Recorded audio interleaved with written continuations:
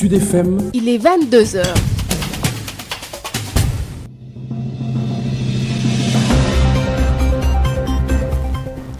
22h sur l'ensemble des réseaux synchronisés de Sud FM Sen Radio. Mesdames et messieurs, bonsoir.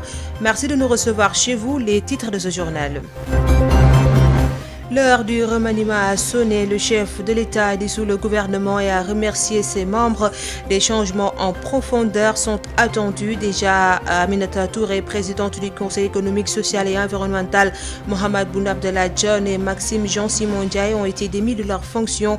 En tout cas, pas de considération électorale dans ce prochain attelage gouvernemental. Il faut un gouvernement technique à la taille réduite pour faire face à la situation économique critique du pays, selon le consultant bancaire Mohamed Dia. Le poste de Premier ministre pourrait revenir, estime l'analyste politique Momar Diang. On suit également des Sénégalais qui se prononcent dans ce 22h. Caricature du prophète Mohamed, paix et salut sur lui. L'association islamique pour servir le Sénégal s'indigne et dénonce. Les membres exigent des excuses publiques du président français Emmanuel Macron. Sur l'international, la France reconfine. Ce sera à partir de ce vendredi jusqu'au 1er décembre, une nouvelle période de confinement pour endiguer la deuxième vague de Covid-19. Voilà pour les titres. Sud-Soir. Et à la présentation, Alassane Ouad assure la mise en onde. Bienvenue. Dissolution du gouvernement, le président Macky Sall a mis fin par décret aux fonctions des ministres et secrétaires d'État membres du gouvernement. Le président du Conseil économique, social et environnemental, Aminata Touré, le ministre d'État, secrétaire général de la présidence de la République, Maxime Jean-Simon Ndiaye, ainsi que le ministre d'État, secrétaire général de la présidence de la République, Mohamed Boun Abdallah Dionne, ont été tous démis de leurs fonctions ce mercredi. Le ministre porte-parole de la présidence de la République, Abdoulatif Coulibaly, qui a rendu public le communiqué de dissolution du gouvernement, précise que c'est la première étape vers le remaniement. Il indique que les ministres sortants devront tous rendre compte sous la supervision des inspecteurs de l'IGE. Selon lui, le président Macky Sall a pu apprécier le travail de chaque ministre. Le voici au micro de Bayo Marguerite. Le premier pas du remaniement a été posé, le pas le plus important, la dissolution du gouvernement. Maintenant, il s'agit des choix à faire pour que les ministres soient désignés ou pour que les ministres soient reconduits. Quand on parle d'effet courant, c'est un langage qui est commun dans toutes les démocraties du monde. Il faut savoir qu'un ministre, quand il est remercié, il ne doit pas se lever et prendre son sac et partir. Il y a un certain nombre de dispositifs qu'il doit accomplir, entre autres, la préparation du rapport de passation de service, qui est un rapport extrêmement important. Parce que dans ce rapport que sont consignées toutes les données de l'exécution budgétaire et de l'évolution de l'ensemble des politiques publiques qui ont été placées sous la responsabilité.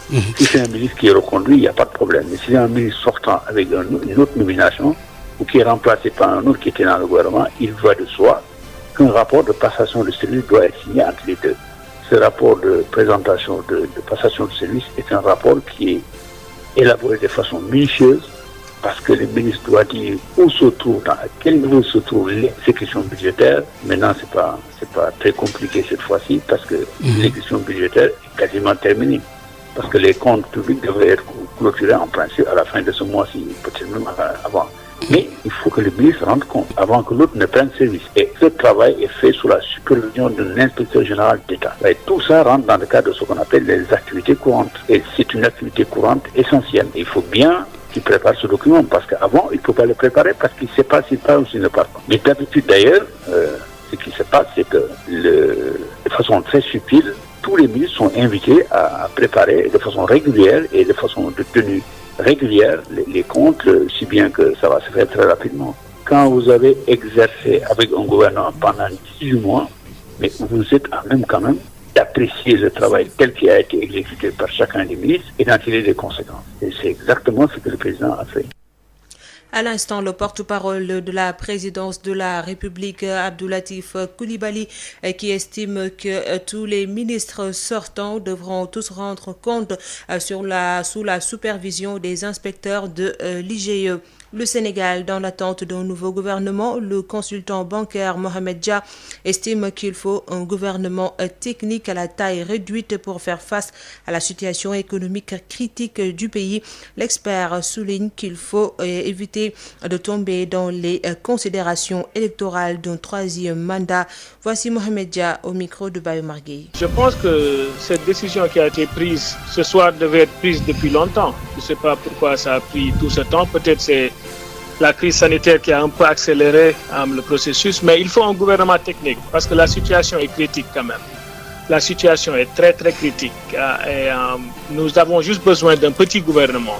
S'il est élargi, tant mieux, ce sera mieux pour une cohésion nationale, mais on a besoin de gouvernement technique. Il n'y a pas de politique. Le président doit clairement dire qu'il ne se représentera pas pour un troisième mandat, pour que cela soit clair dans la tête de tout le monde et que les gens travaillent. Il est impossible de faire quoi que ce soit encore durant le second mandat. Économiquement, c'est impossible. Il faut juste gérer les dégâts présentement. Parce qu'il y a eu beaucoup de dépenses somptuaires qui ont été faites durant le premier mandat. Le premier mandat était un mandat totalement électoraliste. Totalement. Et ça a été un véritable problème et ça nous rattrape présentement. Donc, si on avait mis les infrastructures de base dès le premier mandat, là, ça aurait pu nous aider, ça aurait pu atténuer les dégâts. Mais présentement, les dégâts c'est déjà fait, en fait. Donc, il faut juste essayer de contenir les dégâts présentement durant ce mandat. Donc, il faut un gouvernement de peut-être 25 ministres avec le retour du Premier ministre et que ça soit un gouvernement technique. On n'a pas besoin de politique. Le président n'a pas besoin d'un troisième mandat. Qu'il le dise clairement d'abord et puis que les gens travaillent. Parce que si on ne travaille pas, on risque de faire défaut de paiement de la dette. Parce qu'en ce moment, c'est critique. Dissolution du gouvernement, l'analyste politique Momar Diong parle de logique de mixte entre les politiques et les technocrates dans le prochain attelage gouvernemental. Il souligne par ailleurs que le poste de Premier ministre pourrait revenir. On l'écoute. Je crois que le président est parti dans une dynamique de faire un mix entre les politiques et les technocrates. Je crois que d'ailleurs tous les gouvernements du monde présentent quand même ce profil technopolitique. Le président ne peut pas ne pas prendre en considération la dimension politique de son gouvernement. Pour une raison bien simple. Je fais remarquer qu'avant même qu'on annonce la formation de nos gouvernements, le président a tenu à avoir le rapport de la commission cellulaire du dialogue politique et les accords auxquels il est parvenu, c'est-à-dire la majorité avec l'opposition. Pour vous, c'est un gouvernement élargi? Je crois qu'il s'agira d'un gouvernement élargi sur la base de ceux qu'il a eu comme point d'accord avec l'opposition, et je crois qu'on va dans cette dynamique. Ensuite, pour l'opinion, le président a besoin de montrer qu'il a changé totalement de paradigme, qu'il n'est plus dans une dynamique de rapport heurté avec l'opposition, mais de rapport plutôt civilisé. Et on a entendu depuis un certain temps quelques membres de l'entourage du président de la République dire qu'il n'est même pas exclu que le président aille trouver, en dehors de sa majorité et en dehors de son parti, les meilleurs Sénégalais qu'il pense pouvoir participer à l'œuvre de construction nationale. De toutes les façons, il y a quand même deux choses qu'on peut retenir. La première, c'est qu'on a comme l'impression que le président de la République voudrait rattraper son erreur qui a consisté à un moment donné à supprimer le poste de Premier ministre. Donc il se pourrait que ce poste-là revienne. Et ensuite, la deuxième chose, c'est que le président est parti pour avoir aussi un gouvernement qui pourrait avoir comme Premier ministre quelqu'un qui présente un profil moins politique que ce que vous venez de citer tout à l'heure. Parce que comme il est dans une dynamique d'élargir son gouvernement à des membres de l'opposition, et peut-être même des chefs de parti, peut-être que certains de ces chefs de parti se verraient mal dans un gouvernement où il y aurait un Premier ministre à la casquette politique avérée. Des Sénégalais se prononcent également. Si pour certains ce remaniement vient à son heure, pour d'autres il est impératif de faire les bons choix. Selon ces citoyens, le précédent gouvernement n'a pas été à la hauteur des attentes du peuple. Le poste du Premier ministre est aussi réclamé. Amadou Moustapha Dian. L'effet d'annonce n'a pas vraiment surpris les Sénégalais car plus d'un attendait impatiemment ce remaniement. Ce remaniement vient à temps, quoi. Je pense que tous les Sénégalais l'attendaient. Pour le remaniement du président Macky Sall, nous sommes un peu satisfaits. Selon ces citoyens sénégalais, la plupart des jeunes trouvaient dans la rue ce remaniement vient à son heure. Il faut changer et amener une équipe à même de relever les défis. Certains secteurs qui sont à plat, comme l'agriculture, qui ne marchent pas. Selon cet ingénieur agronome, cela commence par changer le ministère de l'Agriculture. Sur l'agriculture, choisir un profil typiquement agronome. Le système sanitaire au Sénégal, tout le monde le sait. Nous sollicitons que le président Macky Sall fasse un bon choix, que ce soit sur les ministres, de choisir la bonne personne à la place qu'il faut. Il se prononce aussi sur la pêche et l'emploi des jeunes, des secteurs dans lesquels le gouvernement a échoué selon lui. Que ce soit la pêche, le transport, que ce soit tous les secteurs qui sont pratiquement à plat. Tous les jeunes sont au chômage. Il y a des doctorants, il y a des maîtrisards qui sont pratiquement en chômage. Inciter les jeunes à l'entrepreneuriat pour mieux intégrer les jeunes à avoir un emploi décent qui leur permettra de ne pas prendre la mer. Cet autre Sénégalais, lui, estime qu'il faut réintroduire dans le gouvernement le poste de Premier ministre que le président Macky Sall avait éliminé en mai 2019, juste après son élection à la présidence. Le poste du Premier ministre, c'est à réitérer. Il nous faut impérativement un Premier ministre. Parce que l'importance du Premier ministre, c'est quand le président n'est pas là, il faudra une personne pour conduire le gouvernement. Une personne de confiance qui est à ses côtés, qui, quand il n'est pas là, qui prendra le relève et tout. Tout de même, il estime qu'il y a des membres du gouvernement qui se sont positivement illustrés. Ministre de l'urbanisme, un remaniement annoncé depuis plusieurs semaines, un remaniement prédit par plusieurs observateurs. Eh bien, ce remaniement est aujourd'hui arrivé. Mais la décision vient avec son lot de questions. Y aura-t-il un gouvernement élargi? Y aura-t-il des entrées de taille? Y aura-t-il des reconductions? Ou bien le poste de Premier ministre sera-t-il de nouveau réactivé? Voilà, Amadou Moustapha Dian, le président Macky Sall a décidé donc que le gouvernement a mis fin par décret aux fonctions des ministres et secrétaires d'État membres du gouvernement. 22h12. L'information se poursuit sur Sud FM. Sud FM. L'association islamique pour servir le Sénégal s'érige en bouclier et dénonce les caricatures du prophète de l'islam face à la presse et ses membres exigent des excuses publiques du président français Emmanuel Macron à l'endroit de la communauté musulmane. Écoutons Imam Mohibine Sow au micro de Adji Fatou Bari.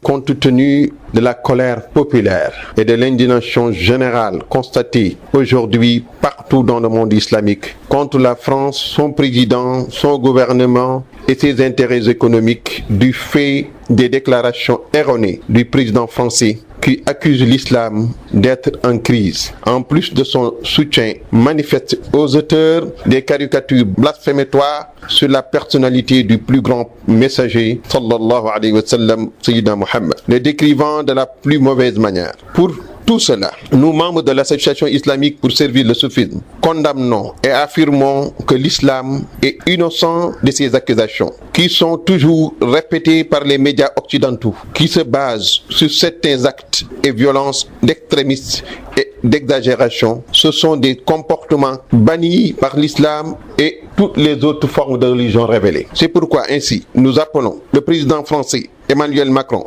à s'excuser publiquement et à rejeter formellement les caricatures. De même que nous appelons le Parlement français, le Sénat et les sages à renoncer à provoquer la foi des musulmans dans le monde et à adopter un discours d'apaisement et de respect des valeurs de démocratie et de tolérance que la République française prétend vouloir défendre et protéger.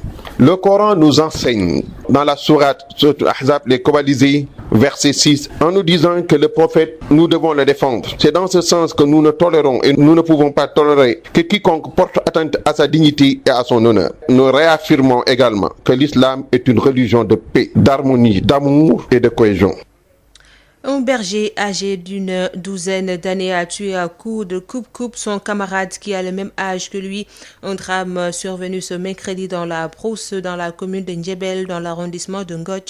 Le présumé meurtrier a été cueilli par la gendarmerie de Gandiaye, nous dit Mamadou Camara. Une bagarre entre deux bergers a tourné au drame. Ces deux adolescents se sont disputés en brousse. L'un a asséné des coups de coupe-coupe à l'autre qui est mort sur le coup. Un drame qui a eu lieu ce mercredi dans la commune de Ndiébel, dans l'arrondissement de Ngotch. Ces deux jeunes bergers ont presque le même âge, ils sont âgés de 12 ans. Le corps sans vie de la victime a été déposé à la morgue du centre hospitalier régional El Hadji Ibrahima Niass de Kaolack. Le présumé meurtrier a été arrêté par les hommes en bleu de la gendarmerie de Gandiaye où il se trouve présentement. Une triste nouvelle qui a plongé les populations de Gandiaye, celle de Ndiébel et de Ngotch dans la tristesse et dans la plus grande consternation. La brigade de la gendarmerie de Gandiaye a ouvert une enquête qui suit son cours. Kaolack, Mamadou Camara, Sud FM.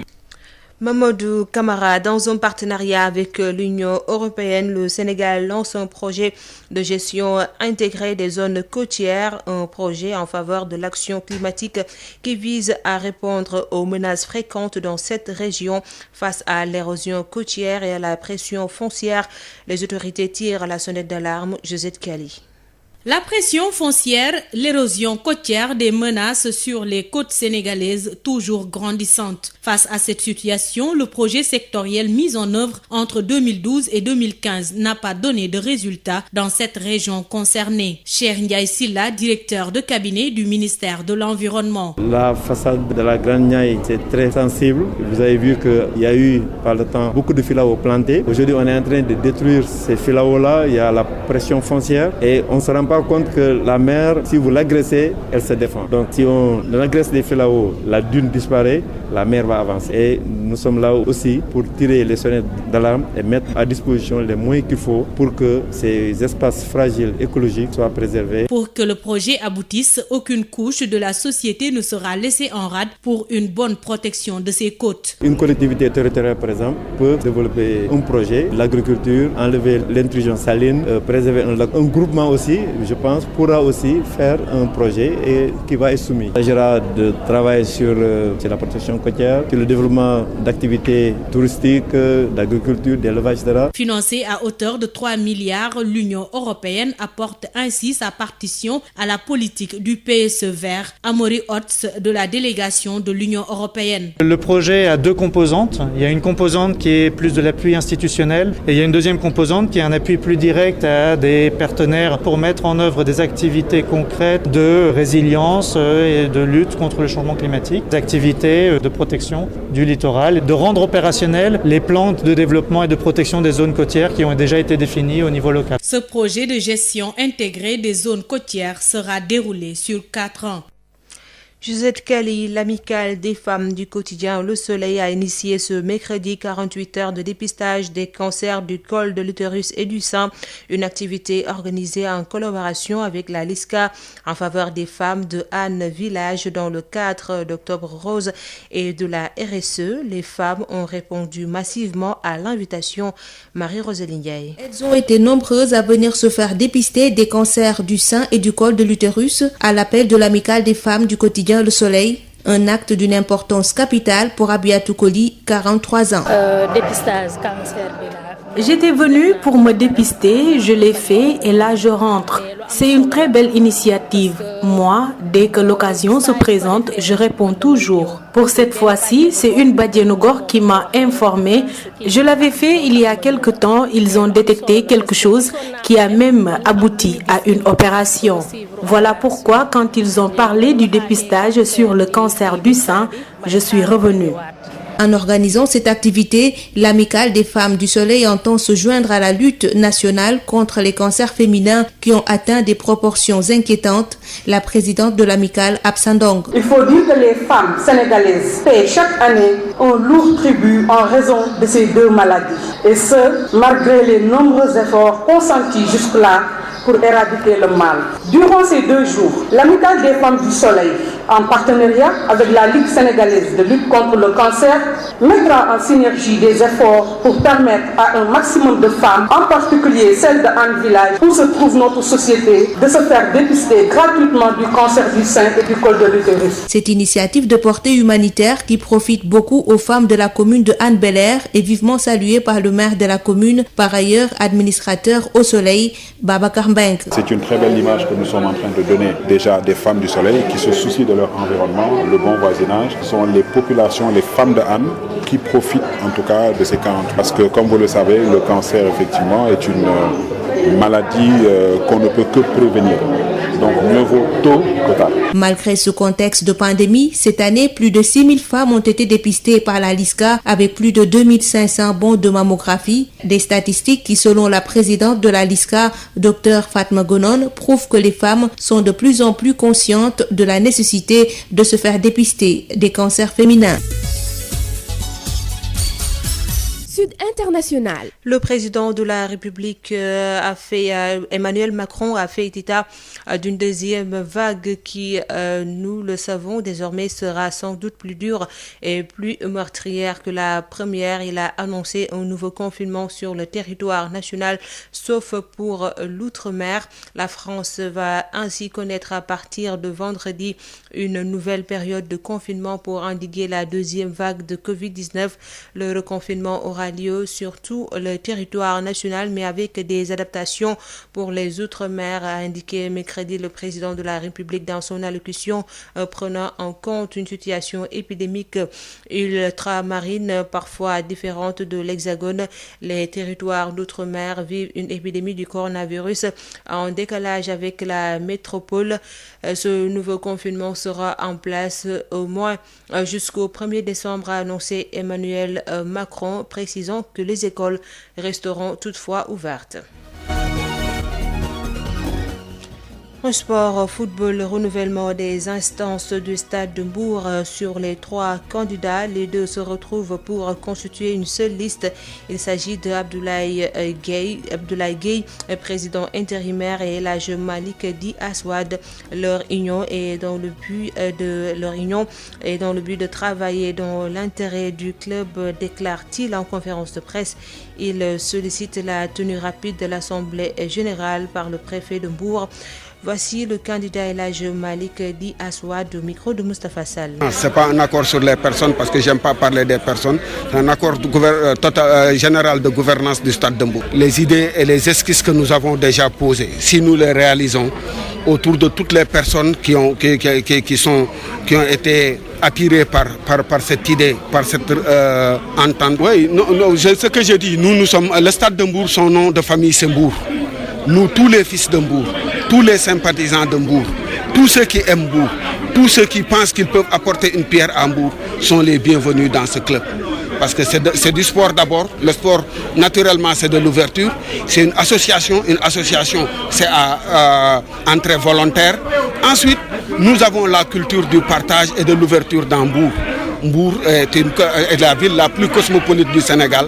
Et le stade de Mbour ne doit être que le reflet de Mbour. Donc nous sommes prêts à accueillir tout fils de Mbour qui voudrait. C'est-à-dire c'est une nécessité aujourd'hui. Le championnat démarre bientôt.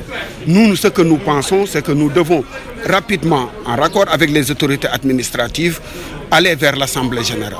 Et nous avons démontré par A plus B égale A plus B que sur les 28 membres du comité directeur qui sont restés, nous avons 4 qui pour l'instant sont dans des positions d'abstention. Nous avons 21 personnes avec nous et nous avons 3 personnes contre nous. Donc si 3 personnes gagnaient même 17 personnes, il serait 20. Donc on peut dire que aujourd'hui, sociologiquement, potentiellement, notre liste est la liste majoritaire au sein du comité directeur du Stade de Mbour. Et ça, c'est dans le code électoral, Mathieu. Donc nous, on cherche à rassembler. C'est pour ça qu'on a retardé. Mais aujourd'hui, on arrive à la ligne critique. Et il faudrait qu'on puisse quand même dépasser ça pour que le Stade de Mbour ait une direction légitime en mesure d'engager le club pour faire des actions, que ce soit du recrutement, que ce soit des actions pour le démarrage des entraînements. Tout de suite, Info Santé avec Marie-Rosalie Gaye. Yotox anti-moustique pour le corps, les vêtements, les rideaux et draps vous protège contre les moustiques chez l'adulte et l'enfant. Val d'Afrique vous offre votre journal de la santé. Bonjour à tous. À l'hôpital d'enfants Albert Royer, la fréquentation des services a repris normalement ces dernières semaines. Avec la baisse de la propagation du Covid-19, les consultations sont passées de 40 à 300 par jour, se félicite le point focal Covid de l'hôpital, le professeur Idrissa Dembaba, pneumopédiatre avec Rapsa Elimanouane. Actuellement, on a vu depuis que le déconfinement est total, les gens ont recommencé à venir au niveau de l'hôpital d'enfants Albert Royer. Il ne faut pas que les gens aient peur de venir à l'hôpital. L'hôpital d'enfants Albert Royer, c'est le plus grand hôpital qui est dédié spécifiquement aux enfants, mais également c'est une structure de référence qui soigne d'autres maladies. Et c'est un hôpital qui n'est pas destiné aux patients Covid, mais quand même nous avons mis en place un dispositif très sécuritaire et très rassurant pour que les gens, quand ils viennent, ils peuvent se laver les mains, ils peuvent porter un masque, ils peuvent être soignés dans des conditions qui sont très sécuritaires. Je pense que toutes les activités, en tout cas, se sont normalisées. La fréquentation de l'hôpital a beaucoup augmenté. Et bien que nos hospitalisations n'aient pas diminué, c'est juste les consultations qui avaient beaucoup baissé.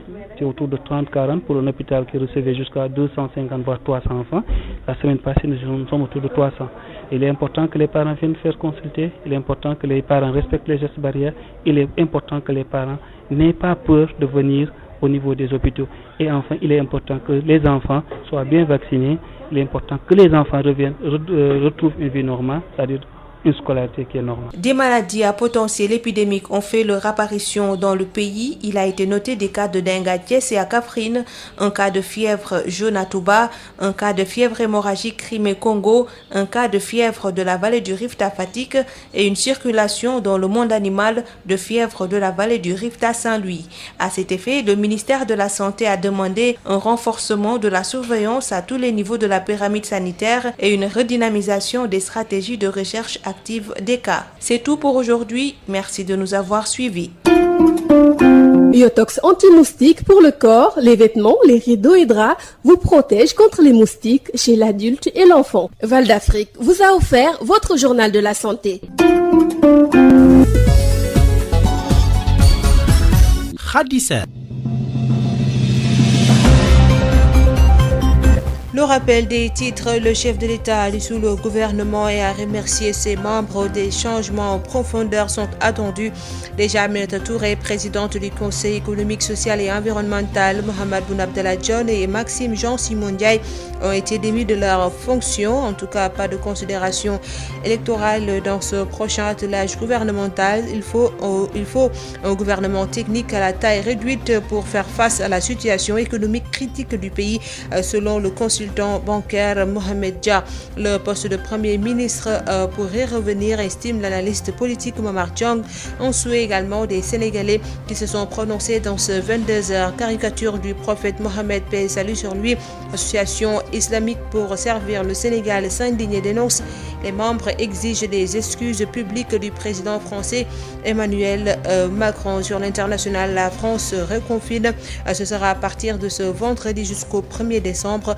Une nouvelle période de confinement pour endiguer la deuxième vague de Covid-19. L'actualité sportive et Info Santé ont mis fin à cette édition mise en onde par Alassane Ouad. Merci de nous avoir suivis. Tout de suite, la rediffusion de votre émission Objection avec Elhadj Bayo Marguey. Cette émission est une rediffusion.